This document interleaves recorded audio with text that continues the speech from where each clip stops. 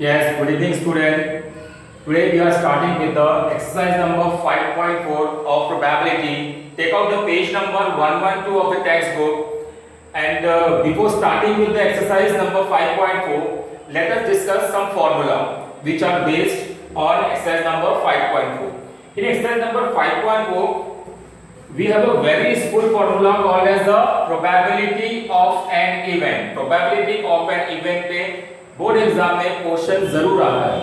Now to calculate the probability of the event, first of all we have to calculate the event. जैसे हमने 5.3 में events calculate करना सीखा था, तो सबसे पहले इवेंट्स निकालने पड़ेंगे और उसका sample space. See so probability of the event is always denoted by P of A. Probability of the event is always denoted by P of A, and the formula for probability of the event P of A is number of sample point in event A.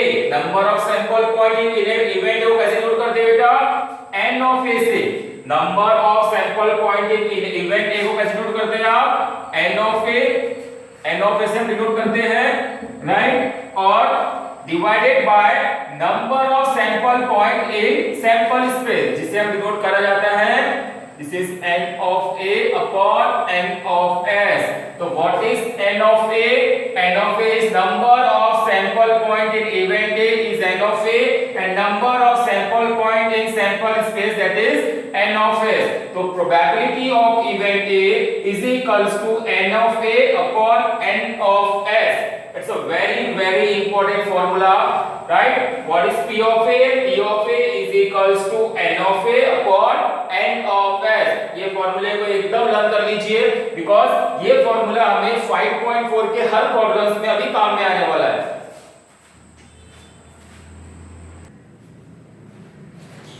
Yes, starting with the exercise number 5.4. Before this, we have seen that what is probability of the event? Probability of the event P of A is equals to N of A upon N of S. तो जो आपको ये formula पूरा learn करना है, exam में आपको कहीं ना कहीं लिखना ही पड़ेगा.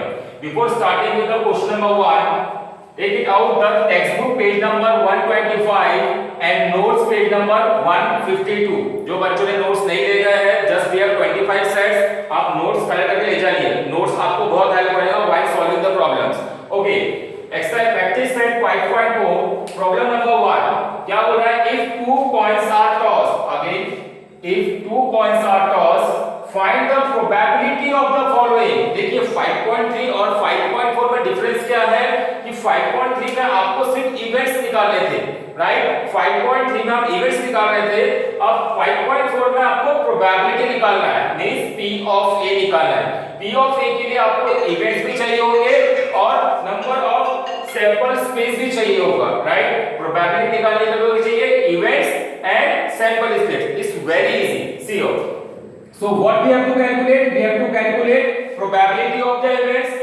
आपकी दो कंडीशंस दी है. Number 1, getting at least one head. जब कॉइन में one head रहेगा उसकी प्रोबेबिलिटी निकालना है, and getting no head. जब no head रहेंगे आपको उसकी प्रोबेबिलिटी कैलकुलेट करनी है. तो starting with the answer, what it has been said that 2 coins are tossed. देखिए सबसे पहले ये तो कंपलसरी है, 5.1 एक्सरसाइज है, 5.2 है, 5.3 या 5.4 है. सैंपल स्पेस निकालना हर प्रॉब्लम में कंपलसरी है, चाहे वो क्वेश्चन में पूछे या ना पूछे. Okay, so first of all 2 coins are tossed. So what happened? What will be sample space? When 2 coins are tossed, sample space will be head tail, tail head and tail tail. ये आपको आता है. It's very easy. हमने sample space क्यों निकाली बेटा? Because हमें probability के फॉर्मूले में N of S दिया है, तो सैंपल स्पेस से आपको N of S निकल जाएगा 1 2 3 4. So we have calculated N of S. Okay. Now for calculating probability, we have to first calculate the event. What is first event? Event A. Event A क्या बोल रहा है आपका? Getting at least one head. आप event A ले सकते हो. अगर क्वेश्चन में event जस्टिफाई नहीं किया है तो आप event A लीजिए, event K लीजिए, event S लीजिए, कुछ भी ले सकते हो. No issue about that. So event A क्या बोल रहा है? Getting at least one head. देखिए हमें प्रोबेबिलिटी निकालने के लिए N of A जरूरी है, N of A के लिए आपको A जरूरी है. ओके, तो इवेंट ये क्या बोल रहा है? हमें सैंपल स्पेस में से ऐसे इवेंट्स निकालने हैं कि हमें वन हेड मिले, एटलीस्ट वन हेड मतलब कम से कम वन हेड चाहिए, ज्यादा से ज्यादा वो कितने भी हो सकते हैं। और इवेंट कहां से निकलते हैं बेटा, सैंपल स्पेस से इवेंट्स निकलते हैं। 5.3 में हमने पूरा डिस्क्रिप्शन देखा हुआ है। ओके, तो क्या हुआ, at least one head, at least one head मतलब ज्यादा से ज्यादा वो कितने भी हो सकते हैं। तो फर्स्ट पॉइंट में क्या दिया है, दो हेड्स है, of course we can take it as at least one बोला तो 2 3 4 जितने भी हो सकते हैं वो लेंगे, राइट। यहां पर भी आपका एटलीस्ट वन हेड है, ओके, यहां पर भी आपका एटलीस्ट वन हेड है, we have taken one head. यहां पर भी एक हेड है आपका, we have taken one head, right. ये आपके जो सैंपल्स है, ये तीनों सैंपल्स में कम से कम एक हेड है। फोर्थ सैंपल में एक भी हेड नहीं है, तो we have to, we don't have to take this event, right. तो हम ये वाला सैंपल नहीं लेंगे। सो एटलीस्ट वन हेड में आपको क्या मिला, HH HT TH, कितने हो गए बेटा, 1 2 3। तो n ऑफ a कितना हो गया आपका 3। ये इतनी चीज तो हम 5.3 में कर चुके हैं। एडिशनल क्या है 5.4 में कि आपको p ऑफ a निकालना है। तो p ऑफ a का फार्मूला क्या है, probability of event is called as p of a, probability of event a, probability of event a is called as p of a, and formula for p of a is equals to n of a upon n of s, right? So this will become n of a upon n of s. What is the value of n of a? n of a का value कितना है 3, n of s का value कितना है c, value of n of s is equals to 4, तो answer is 3 upon 4। तो probability of event a, question में क्या बोला है, प्रोबेबिलिटी, तो probability of event a is equals to 3 upon 4। तो we have calculated the first question, okay। now second one, अब second में भी आपको गेटिंग नो हेड की क्या निकालना है, प्रोबेबिलिटी। गेटिंग नो हेड आपने इवेंट ए दिया था, अब सेकंड को आप इवेंट बी कर दीजिए, राइट। इवेंट बी क्या बोल रहा है आपको, गेटिंग नो हेड, हमें एक भी हेड हमें नहीं चाहिए, तो हमें एक भी हेड नहीं चाहिए मतलब, अब आइए, ओके, अब एक भी हेड नहीं चाहिए तो इसमें एक हेड है, इसमें दो हेड है, इसमें भी एक हेड है, इसमें, ये एक ऐसा ही एक सैंपल पॉइंट है जिसमें एक भी हेड नहीं है, तो आपका आंसर क्या आएगा, टे, because this sample point doesn't consist any of the head, so just we have to write टे। तो अब n of b कितना है, only one sample point, तो आप यहाँ पे सिर्फ 1 ले सकते हो, ओके, राइट। हमें n of b निकालना है, हमें प्रोबेबिलिटी ऑफ इवेंट भी निकालना है, तो probability of event b will be n of b upon n of s। n of b का वैल्यू कितना है 1, n of s का वैल्यू कितना है बेटा 4, तो probability of event b is equals to 1 upon 4। So our answer is probability of A 3/4 and probability of event B is 1/4। This is answer। तो हमें probability में दो पैरामीटर्स निकालने थे, तो हमने दोनों पैरामीटर्स यहाँ पे निकाल दिए हैं। Just take the screenshot and write down the notes। Take out the page number notes का 152 में आपको इसका आंसर अच्छे से दिया हुआ है। आपके पास नोट्स रेडीमेड है और आपको रजिस्टर बना के इनके प्रैक्टिस प्रॉब्लम्स करने ही है, because without practice the math is incomplete।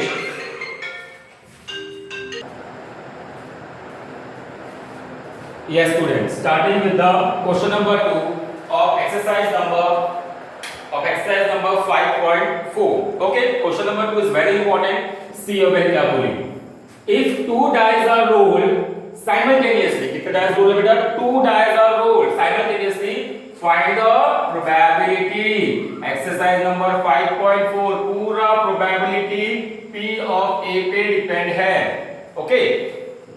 We have to find the probability of the following events, right? अब कुछ events दिए 1 2 3 events है, तो ये 3 events हम देखेंगे वन बाय वन कि कैसे आपको निकालने हैं। हमने पहले भी डिस्कस किया है कि जब भी क्वेश्चन आया तो हमने सैंपल स्पेस निकालना है जो भी आपको पैरामीटर क्वेश्चन में दिया है।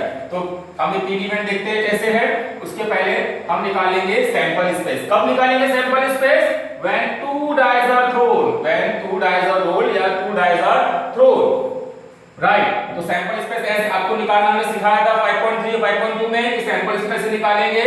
Late us recall once again, okay. Sample space कैसे निकालते हैं बेटा, जब दो डाई हम फेंक रहे हैं, जब 2 डाइस मेरे हाथ में मैंने फेंका तो हो सकता है कि फर्स्ट डाई का भी वन है और सेकंड डाई का भी वन है। Again I have rolled that die, तो फर्स्ट डाई का फर्स्ट है, सेकंड डाई का सेकंड है। Again I have rolled that die, तो फर्स्ट डाई का फर्स्ट है, सेकंड डाई का थर्ड है, एंड वाइस वर्सा। और एक बार फेंका तो फर्स्ट डाई का सेकंड आ सकता है और सेकंड डाई का 1 आ सकता है। Similarly this parameter happens and happen, यहाँ पे फिर हमने ऊपर लिखा हुआ है ऐसा कब तक होगा जब तक आपका दोनों डायस पे 6 और 6 ना आए, राइट। जब तक आपका 6 और 6 आ गया तो ये मेरी फाइनल पॉसिबिलिटीज होंगी जब 2 डायस रोल कर रहे हैं, राइट। तो टोटल कितने हो जाएंगे बेटा, हम कैम सैंपल सारा कैलकुलेट कर लेंगे। तो total number of sample point in event in sample space S is 36। हमारे 36 आप काउंट कर लीजिए, टोटल 36 है। ओके ना, ये आपको आता है, मैंने पहले ही बताया था, या आपको डायरेक्ट 36 का आंसर निकालना है। तो ये भी हमने एक बार पढ़ा था कि 6 क्यों लिख रहे हैं, क्योंकि number of possibility of the dice is 6, right. 2 क्यों लिख रहे हैं, क्योंकि हम 2 डायस रोल कर रहे हैं। तो 6 स्क्वायर इज 36, डायरेक्टली भी आंसर आता है, हमने ये पहले भी चेक किया। Okay now N of S निकालना काफी इजी है। इंपॉर्टेंट है कि प्रोबेबिलिटी निकालना है, और प्रोबेबिलिटी के लिए आपको इवेंट्स निकालना कंपलसरी होता है। तो सबसे पहले हम फर्स्ट प्रोबेबिलिटी निकालेंगे, that is called as a event A. तो प्रोबेबिलिटी कैसे निकालेंगे, सबसे पहले इवेंट ए क्या बोल रहा है, the sum of the digit on the upper face is at least 10। देखा हमने क्वेश्चन में कि एटलीस्ट 10 कैसे निकालते हैं, राइट। हमें क्या करना है इवेंट ए में, हमें sum of the digit on the upper face is at least 10 का मतलब क्या हुआ कि हम ये सब अपर फेस है बेटा, ये जितने भी सैंपल्स दिए सब अपर फेस है। जब मैं दोनों डायस के डिजिट को प्लस करूंगा, क्या करूंगा, प्लस करूंगा, तो उसका आंसर कम से कम 10 आना चाहिए। कम से कम 10 मतलब ज्यादा से ज्यादा कितना भी हो सकता है, राइट। मतलब चेक करते हैं कि कम से कम 10 कैसे हो रहा है, राइट। देखिए ये फर्स्ट और ये सेकंड दोनों डायस के अपर फेस से दोनों को प्लस किया, तो 1 + 1 कितना हो रहा, 2 तो 10 से कम है, नहीं ले सकते, कम से कम 10 चाहिए। सेकंड देखते हैं 1, 2 मतलब 1 + 2 कर दे 3, 10 से कम है। 1 + 3 4, 10 से कम है। 1 + 4 5, 10 से कम है। ये सब चेक करेंगे हम, राइट। फिर हमें कुछ तो भी हम पूरा चेक करो, यहाँ तक पूरे 10 से कम है, ये भी 10 से कम, 10 से कम, राइट। 3, 6 10 से कम, 4, 1 10 से कम, 10 से कम, 4, 4 8 होता है, 10 से कम, 4, 5 9 10 से कम, 4, 6 चेक करिए, 4, 6 मतलब 4 + 6 कितना होगा 10, कम से कम 10 चाहिए। 11 12 हम कितने में चलते, तो 4, 6 आपका पहला आएगा, क्योंकि 10 मुझे मिल जा रहा है, राइट। 5, 1 6 होगा, नहीं आएगा। 7 नहीं आएगा। 5, 3 8, 5, 4 9, 5, 5 10 होगा। 5 + 5 10, तो 5 + 5 10, एटलीस्ट 10 की बात हो रही है। 5, 6 भी आएगा। 5, 6 11, कम से कम 10, वो फिर कम से कम 10 मतलब 11 12 13 14, ज्यादा से ज्यादा कितने भी हो सकते हैं। तो 5, 6 1 भी नहीं आएगा। 6, 2 6, 3 6, 4 ऑफ कोर्स 10 आएगा। 6, 5 10 से ऊपर है, और 6, 6 मतलब 12 होता है, वो 10 से ऊपर है। तो हम ये सारे पैरामीटर एटलीस्ट 10 वाले पैरामीटर्स है। तो कितने पैरामीटर्स लिखे बेटा आपने, 1 2 3 4 5 6। अब ये इवेंट क्या निकालना है, आपको क्वेश्चन में पूछा है प्रोबेबिलिटी निकालना है, राइट। तो प्रोबेबिलिटी का फार्मूला क्या है, P of A is equals to N of A upon N of S। Exercise number 4 में सिर्फ यही डिफरेंस है कि आपको P of A निकालना है, राइट। N of A का वैल्यू कितना है 6, N of S का वैल्यू कितना है 36। 6 1 जा 6, 6 6 जा 36, कितना है बेटा 1/6, क्लियर। तो P of A is equals to 1/6, ये आंसर है आपका। पहले आप इतना लिख लीजिए।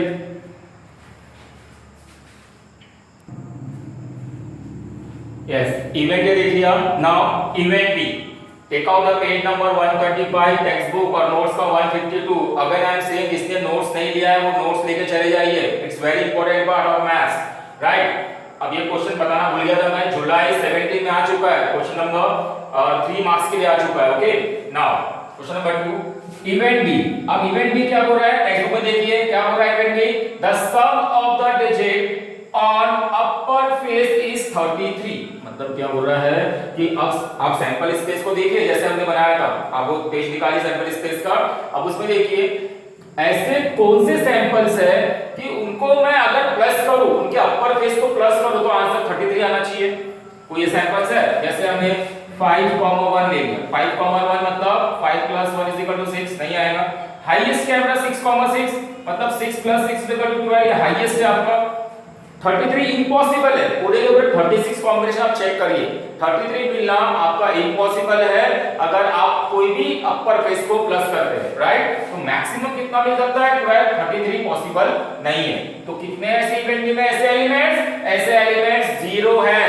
0 कौन सा एलिमेंट है बेटा कि हमने डायस के अपर फेस को प्लस किया, और एक भी ऐसा सैंपल पॉइंट नहीं है जिसको प्लस करने के बाद आंसर 33 आया हो। क्योंकि क्या बोल रहा है, sum of the digit on the upper face 33, एक भी ऐसा सैंपल नहीं है। तो अपना जो सेट रहेगा वो एम्प्टी सेट रहेगा, उसमें एक भी नंबर नहीं है, एक भी नंबर नहीं है, मतलब number of sample points in event is 0। समझा 0 की बात, क्योंकि एक भी ऐसा सैंपल नहीं है। क्या निकालना था क्वेश्चन में, प्रोबेबिलिटी।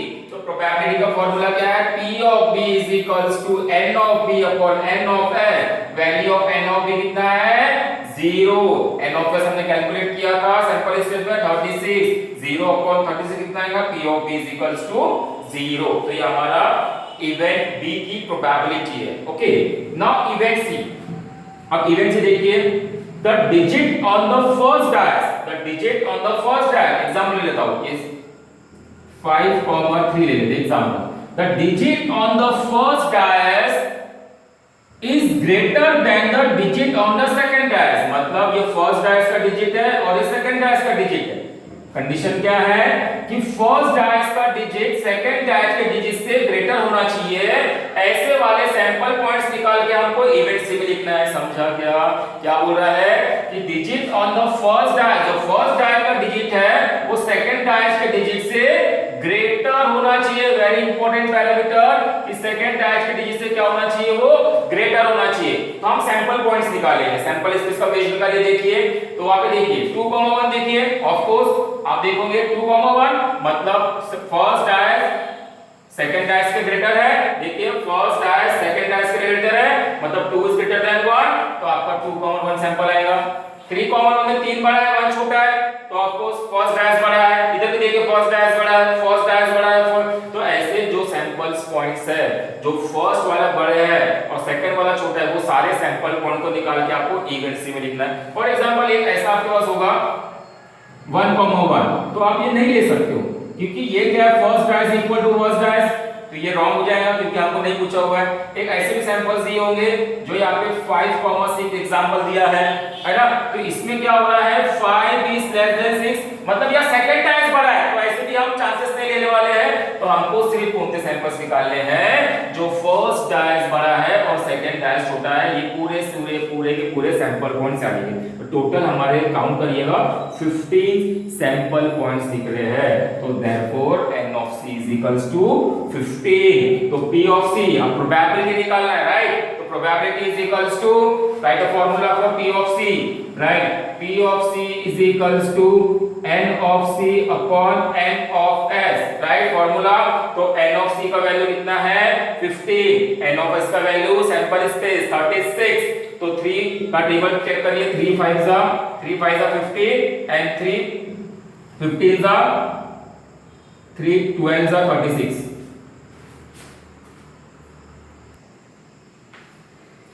So this is 3 5 जा 15 and 3 12 जा 36। तो आंसर क्या आएगा 5/12। तो P of C is equals to 5/12। तो in this question we have calculated what we have calculated कि हमने P of A निकाला, P of B निकाला, P of C निकाला। ये क्वेश्चन की समरी बता रहा हूँ क्योंकि एग्जाम में जुलाई 17 में 3 मार्क्स में पूछा है। समरी क्या दी बेटा कि 2 डायस को रोल किया गया, 2 डायस को रोल करने के बाद उसने बोला गया सैंपल स्पेस हम निकालेंगे, 36 आया था, राइट। हमने पूरा का पूरा क्या लिखा बेटा, पूरा का पूरा सैंपल स्पेस लिखा। उसके बाद फर्स्ट क्वेश्चन क्या पूछा था, इवेंट ए क्या बोला था कि sum of digit on the upper face is at least 10, कम से कम 10 थे।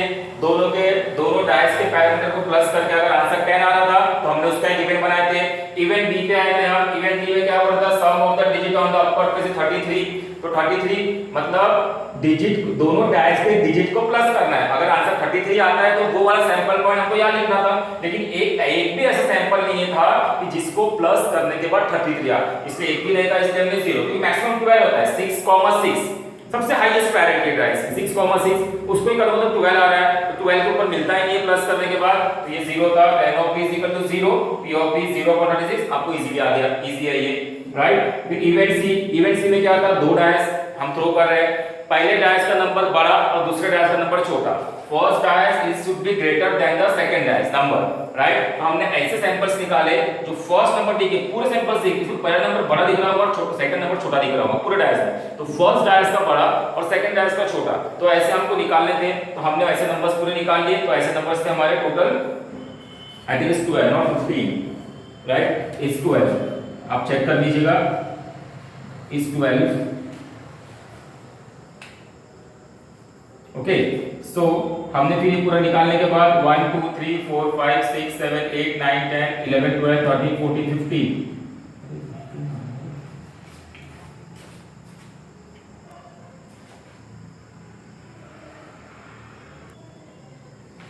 सो नंबर ऑफ सैंपल्स पूरे कैलकुलेट कर लीजिए। 15 आ रहा है, तो P of C is equal to N of C upon N of S is equals to N of C का वैल्यू कितना है 15, N of S अपने वहां से निकाला 36, तो 3 5s are 15 and 3 12s are 36, तो राइट, तो दिस विल बिकम 5 upon 12, तो final answer is 5 upon 12।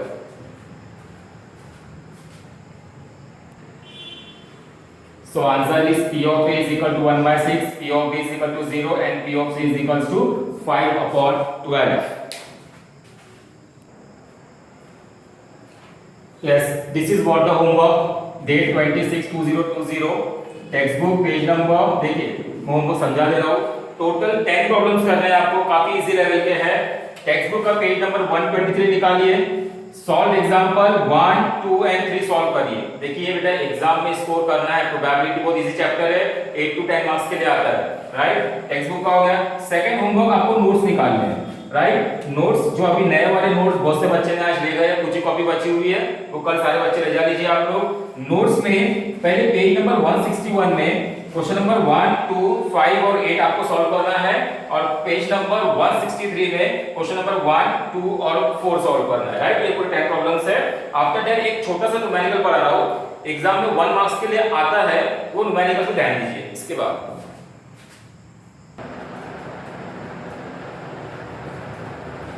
This is extra important problem, very easy.